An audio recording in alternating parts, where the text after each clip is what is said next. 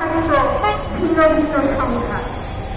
আর এরই কারণে বাংলাদেশ প্রাথমিক শিক্ষক সমিতি আজ প্রতিটি লোক একটি সংগঠনের মাঝে, প্রতিটি সংগঠন একটি সংগঠনকে তারা নেতৃত্ব দিচ্ছে। আর যে সরকার ক্ষমতায় আসে সেই সরকারে দালালে দাসত্বে পরিণত হয়। সেটি শুধু আওয়ামী সরকারের আমলে সেটি নয়, সেটি বিএনপি শাসন আমলে, সেটি জামায়াত ইসলামী শাসন আমলে, সেটি দীর্ঘ সময়ের রাজত্ব কায়েম করা আওয়ামী লীগ শাসন আমলে।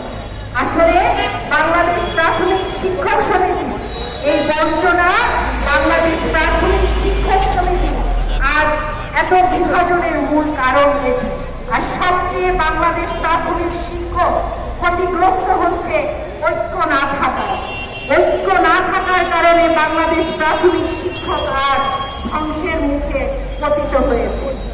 আজ সময় এসেছে বাংলাদেশের সবচেয়ে গুরুত্বপূর্ণ যে সমাজ, সেটি হচ্ছে শিক্ষক সমাজ। সেই শিক্ষক সমাজকে রক্ষা করার দায় কিন্তু রাষ্ট্রে।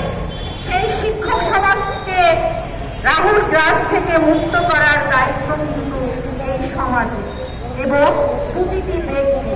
তো আমি একটি কথা বলবো, আজ জাতীয় প্রেস ক্লাবের সামনে নিজেদের অস্তিত্ব জানান দিতে